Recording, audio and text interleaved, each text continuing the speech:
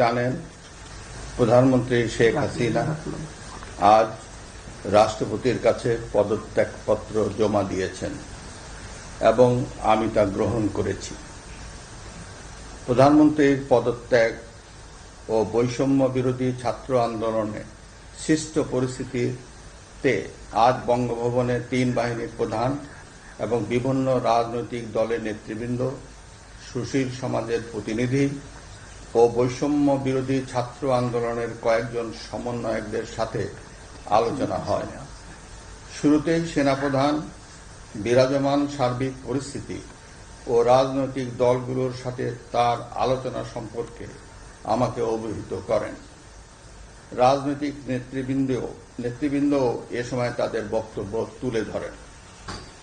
সভায় বৈষম্য বিরোধী ছাত্র আন্দোলনের নিহত শহীদদের স্মরণে শোক প্রস্তাব গৃহীত হয়।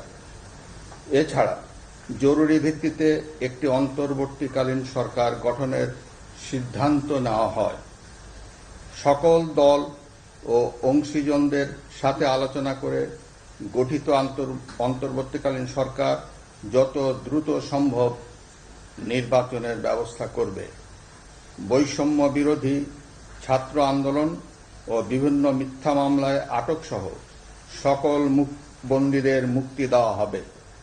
বৈষম্য বিরোধী ছাত্র আন্দোলনের নিহতদের পরিবারদের ক্ষতিপূরণ প্রদান ও আহতদের সুচিকিৎসার প্রয়োজনীয় সকল সহায়তা দেওয়া হবে।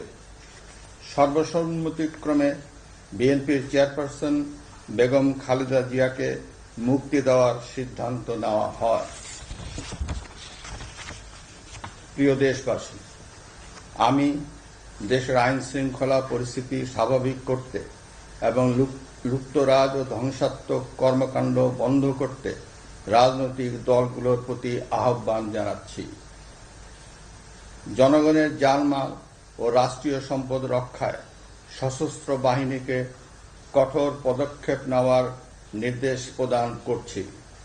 সাম্প্রদায়িক সম্প্রীতি ও সংখ্যালঘুদের নিরাপত্তা নিশ্চিত করতে এবং সরকারি সম্পত্তি রক্ষায় সকলকে এগিয়ে আসার আহ্বান জানাচ্ছি।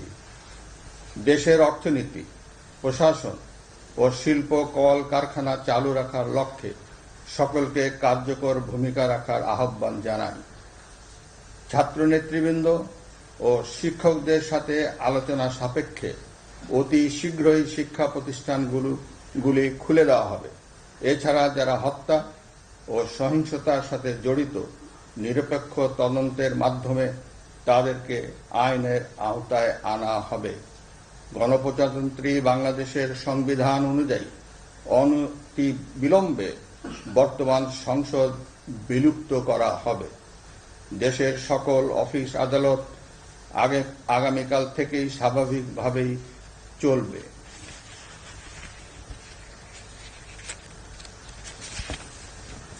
প্রিয় দেশবাসী, আসুন আমরা দেশকে বাঁচাতে একযোগে কাজ করি। পারস্পরিক হিংসা বিদ্বেষ ভুলে ও প্রতিহিংসার ঊর্ধ্বে উঠে দেশকে এগিয়ে নিতে নিজ নিজ অবস্থান থেকে ভূমিকা রাখার জন্য আমি বিনয়ের সাথে আপনাদের প্রতি অনুরোধ করছি। একটি সুন্দর ও সোনালী ভবিষ্যতের প্রত্যাশায় আমরা এগিয়ে যাব ইনশাআল্লাহ। মহান আল্লাহ আমাদের সহায় হন। খোদা হাফেজ। বাংলাদেশ চিরজীবী হোক।